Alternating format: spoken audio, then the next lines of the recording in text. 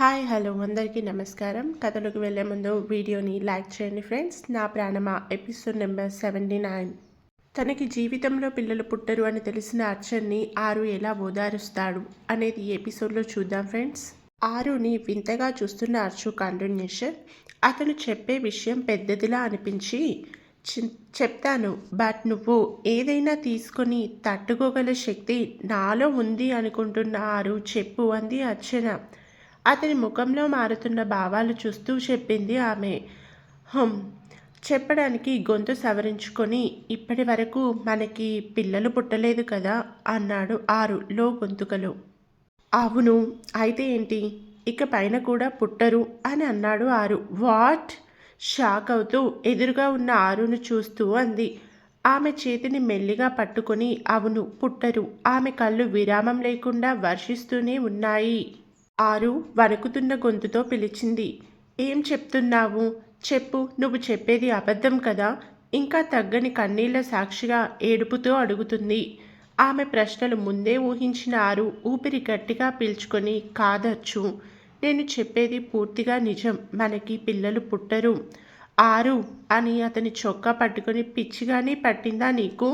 ఎందుకిలా మాట్లాడుతున్నావు అని ఆవేశంగా బాధతో అడుగుతుంది.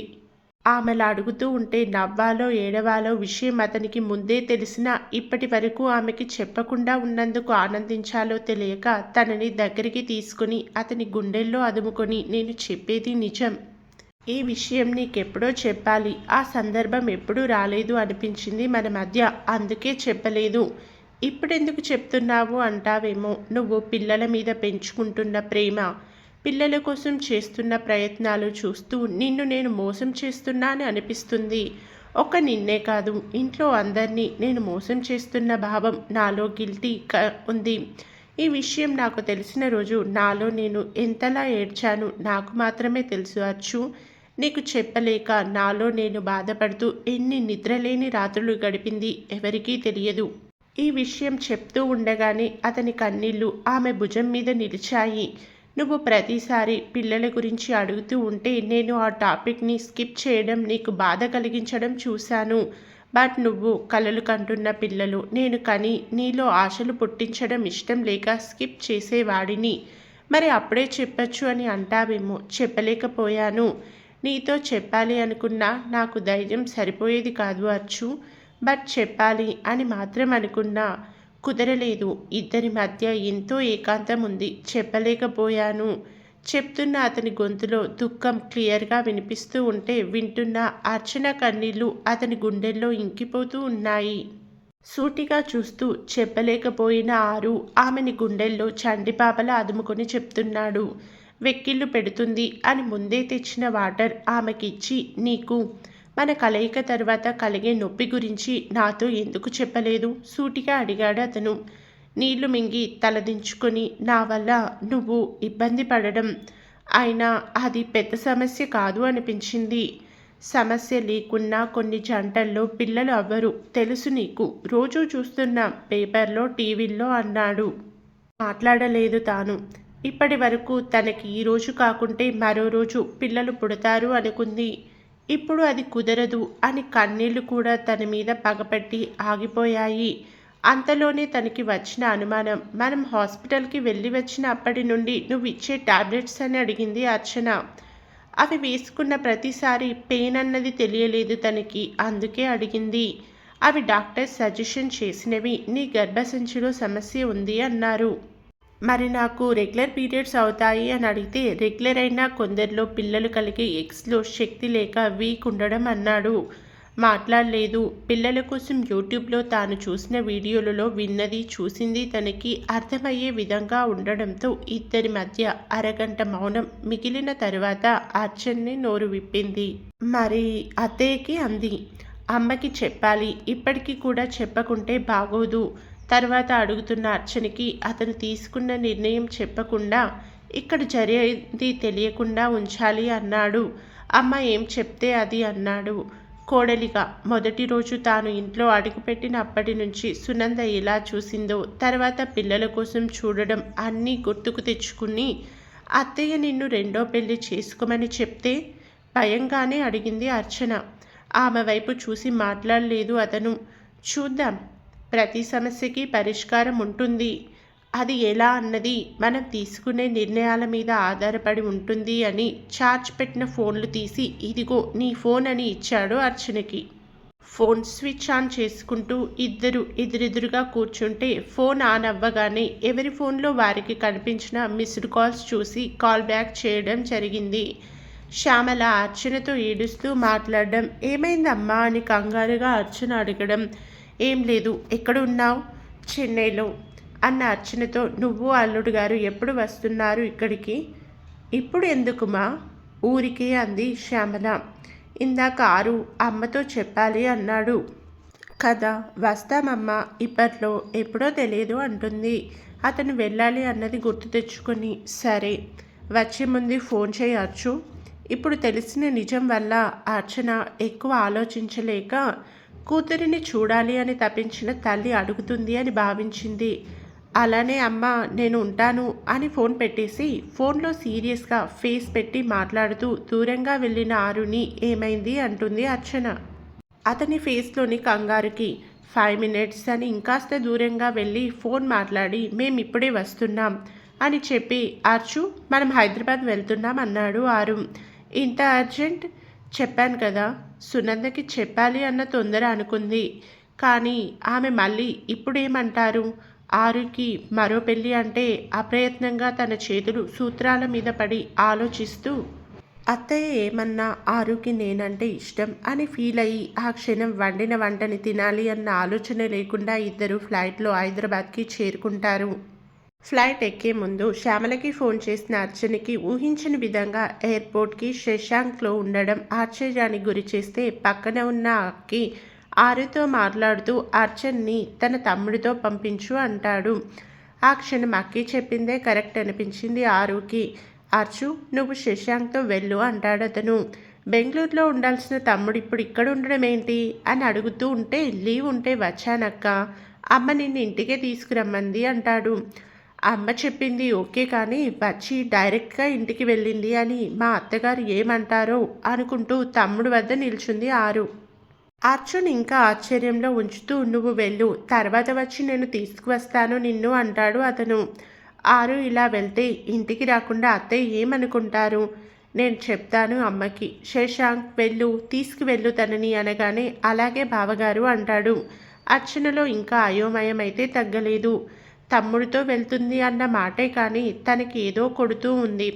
ఎవరిని అడగాలో తెలియక సైలెంట్గా తమ్ముడు వెనుక వెళ్తుంది అర్చన. అక్కితో ఇంటికి వచ్చిన ఆరుకి దారిలో అన్నీ చెప్తూ ఆ సంపత్ గాడు ఇంట్లో లేడు అన్నాడు అక్కి. ఆఫీస్కి మాత్రం రోజు వెళ్తున్నాడు. అతని భార్య డైవర్స్ ఇవ్వడం వల్ల అందరూ ఇదే నిజమని నమ్ముతున్నారు అని చెప్పాడు అక్కి. విషయం బయటికి ఎలా వచ్చింది అడిగాడు ఆరు. రూమర్ ఎలా పుట్టింది? ఏమోరా, ఇప్పుడు అది కాదు మనకి ఇంపార్టెంట్. అమ్మా నాన్న కూడా అదే నిజమని నమ్ముతున్నారు. ముందు వాళ్ళని నమ్మించి అర్చన తప్పు చేయలేదు అని చెప్పించాలని అన్నాడు అక్కి. అలాగే అని సంపత్ కోసం ఆఫీస్కి వెళ్ళి వాడిని అక్కడే అతను పనిచేసే చోటే కొట్టి లాక్కు వస్తారు ఇద్దరు. సరే ఇంటికి తీసుకువచ్చి సునంద ముందు పడేసి వాడి నోటితోనే నిజం చెప్పించి అర్చన్ని అపార్థం చేసుకున్న వనిత వచ్చి భర్తకి కుసంస్కారం చిట్టా విప్పింది. ఇప్పుడు కూడా అతన్ని భర్తగా నేను అంగీకరించలేను అని చెప్తుంది వారి ఫ్యామిలీ ముందే. పోలీసులకి పట్టించకుండా ఇంట్లో నుండి గెంటేసి తల్లి వైపు చూసిన ఆరుని ఇంకా కోపంగా చూస్తున్న సునందకి వనిత చేతులెత్తి, నన్ను క్షమించండి ఆంటీ, నా భర్త గుణం చూసి అతనితో మాట్లాడి ఉంటే వారిని తప్పుగా అనుకున్నా. నాకు అక్కడుంది అర్చన గారు అని, ఆమె గురించి అంతో ఇంతో తెలిసి కూడా తప్పుగా అనుకోవడం నా తప్పే అని చేతులు జోడించి మరీ చెప్తుంది వనిత. అతని పేరెంట్స్ కూడా క్షమాపణలు చెప్పుకున్న తర్వాత అందరూ అక్కడి నుండి వెళ్ళిపోతే అక్కి వద్దకి వచ్చి, థ్యాంక్స్, మీ వల్లే నేను ఇక్కడి వరకు వచ్చాను. మీరు వచ్చి నాకు చెప్పకపోతే నేను చూసిందే నిజమని నమ్మేదాన్ని అంటుంది.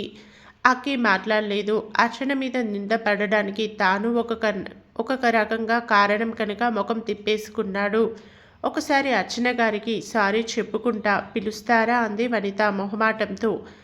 విషయం తనకి తెలియడం మాకిష్టం లేదు, మీరు చెప్పే అవసరమూ లేదు. మరోసారి మనతో మాట్లాడే పర్సన్స్ని చూసి ఎదుటి వాళ్ళ క్యారెక్టర్ని జడ్జ్ చేయకండి. అని చెప్పి మీ థింగ్స్ ఏమైనా ఉంటే తీసుకొని రూమ్ వికెట్ చేయమని చెప్తాడు ఆరు. కొడుకు మాటలు పట్టించుకోకుండా దేవేందర్ అండ్ సునంద ఉంటే అందరికీ మరోసారి చేతులెత్తి నమస్కారం చేసి వనిత అక్కడి నుండి తన కుటుంబంతో వెళ్ళిపోయింది. వనిత ద్వారానే ఎక్కువ నెగిటివ్ స్ప్రెడ్ అయింది అని అక్కి ఆరు ఫోన్ లిఫ్ట్ చేయకపోయినా ఇక్కడ తన తమ్ముడి భార్య అయిన తమ ఇంటి అమ్మాయి తన చెల్లి లాంటిది అని అన్నీ అతనే చూసుకుని వనిత వరకు వెళ్ళి చెప్పాడు. ఆమెను తీసుకువచ్చి నిజం ఆమెకి తెలిసేలా చేశాడు. అది కాకుండా అర్చన హాస్పిటల్లో ఉన్న విషయం ఒక్క అతనికి మాత్రమే తెలుసు. అక్కడ ఆరు ఎన్ని టెన్షన్స్ మధ్యలో ఉన్నాడు అని అక్కి ఇక్కడ అన్నీ చూసుకున్నాడు. తమ్ముడు ఫోన్ ఆన్ చేయగానే మ్యాటర్ చెప్పి రమ్మని అన్నాడు. అర్చనకి అప్పుడే పిల్లల గురించి చెప్పడం, గంట కూడా అవ్వకముందే నీ మీద టాక్ అంటూ ఇది చెప్పడం, తాను ఇప్పుడే హాస్పిటల్ నుండి వచ్చింది అని తనకి తెలిస్తే ఎలా తీసుకుంటుందో తట్టుకోలేదు అని ఆరు అర్చనకి ఏమీ చెప్పకుండా తీసుకువచ్చాడు. తన అక్క గురించి వస్తున్న విమర్శల్ని ఫ్రెండ్ ద్వారా తెలుసుకున్న శశాంక్ ముందే హైదరాబాద్ రావడం, అక్కి అర్చనని మీ ఇంటికి తీసుకువెళ్ళు, ప్రాబ్లం మేము క్లియర్ చేశాక తీసుకువస్తామని చెప్పడం జరిగాయి. సంపత్ క్రియేట్ చేసిన ప్రాబ్లం కాలనీలో వాళ్ళ ఇంటి ముందే క్లియర్ చేసి అర్చన మీద మచ్చ లేకుండా చేశారు. ఇక్కడ మచ్చ లేకుండా అయితే చేశాడు, కానీ తల్లి కోడలి వల్ల కొడుక్కి పిల్లలు పుట్టరు అని తెలిసి ఆమె ఏ నిర్ణయం తీసుకుంది, కొడుకుని ఆచరించమని చెప్తుందో ఏం చెప్తుందో చూడాలి. సీన్ ఇక్కడ అర్చన వచ్చాక కంటిన్యూ చేద్దాం. ఇప్పుడు అర్చన ఇంటి వద్ద చూద్దాం మనం. కాలనీ దూరమైన దగ్గరలో ఉండడంతో శ్యామల సుధాకర్లకి కూతురి గురించి వినిపిస్తున్న మాటలు చేరాయి. అవి విని తట్టుకోలేక వాళ్ళు బయటకి రాలేకపోయారు. విషయం తెలిసి కొడుకు కూడా వచ్చాడు. కొంచెం దూరంగా ఉన్న పెద్ద కూతురికి తెలియక తను రాలేదు. ఇది చెప్పుకునే విషయం కాదు కనుక శ్యామల చెప్పలేదు. మరీ దూరంగా ఉన్న కొడుకు ఎలా తెలిసింది అంటే తమ ఇంటి చుట్టూ ఇక్కడ ఆరు వాళ్ళ ఇంటి పక్కన ఉండే స్నేహితుల వల్ల తెలుసు. ఇంటికి వచ్చిన అర్చన తనకి పిల్లలు పుట్టరు, లోపం నాలో ఉంది అని తెలిస్తే తన తల్లిదండ్రులు ఎలా తీసుకుంటారో, వాళ్ళెంత కుమిలిపోతారో అన్న భయం బాధ ఉన్నాయి.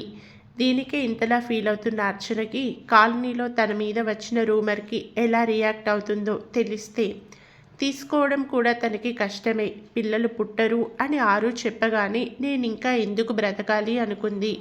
ఎవరి కోసం అని ఏడ్చిన తాను కాస్త స్థిమితపడి నిర్ణయం అమ్మకి వదిలేశా. తనకి చెప్పాలి అన్న తర్వాత సైలెంట్ అవుతుంది. అత్తగారు ఏం చెప్పినా ఆరుకి తాను బ్రతికి ఉండగా మరో పెళ్లి చేస్తాను అంటే మాత్రం తట్టుకోవడం తన వల్ల కాదు. పిల్లలు పుట్టకపోయినా నాతోనే ఉండు అని చెప్పడం సమంజసమూ కాదు. అలా అని అతన్ని వదులుకోనూ లేదు. ప్రేమించింది అంటే అతని మీద ఇష్టం అనుకుంటే పొరపాటి. అతను తాను వేరు కాదు అనుకొని అతను చెప్పగానే ప్రాబ్లమ్స్ వస్తాయి. పరువు పోతుంది తన వల్ల, తన తల్లిదండ్రులకి అని తెలిసినా పెళ్లికి ఒప్పుకుంది. అతని వెనక నడిచి అతని ఇంట్లో జరిగిన అవమానాలు అన్నీ ఎదుర్కొంది. పెళ్ళైన చాలా ఏళ్లకి కోడలిగా మెడలో చేరిన బంగారు తాడు కోసం ఎదురు చూసింది. అంతే తప్ప ఎన్నోసార్లు ఆరు నేను కొనిస్తా అన్నా వినలేదు అర్చన. అలాంటిది ఇప్పుడు పిల్లలు పుట్టడం లేదు అంటే అతని జీవితం నుండి తప్పుకుంటుందా? అది తన వల్ల అవుతుందా? ఆలోచిస్తూ వస్తున్న కూతురు ముందు ఏడవటం ఇష్టం లేక శ్యామల కన్నీళ్లు తుడుచుకుంటుంది. సుధాకర్ ఏ భావం లేకుండా కూతుర్ని చూస్తాడు.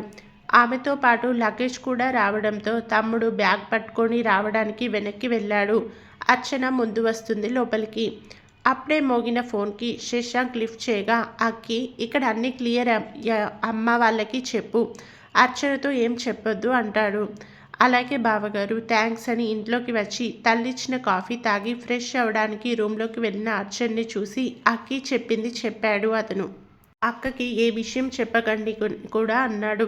సంతోషం అని శ్యామల కన్నీళ్లు తుడుచుకుంటూ అనడం, టవల్తో ముఖం తుడుస్తూ అర్చన బయటికి వస్తూ ఏంటమ్మా సంతోషం అని అడగడం ఎట్టే టైంలో జరిగిపోతాయి ఇవన్నీ. కథ వినేసి వెళ్ళిపోకుండా మీ కామెంట్ని మాత్రం తప్పకుండా ఇవ్వండి ఫ్రెండ్స్. అలాగే ఛానల్ని సబ్స్క్రైబ్ కూడా చేసుకోండి. చివరిగా వీడియో లైక్ చేయడం మరవద్దు.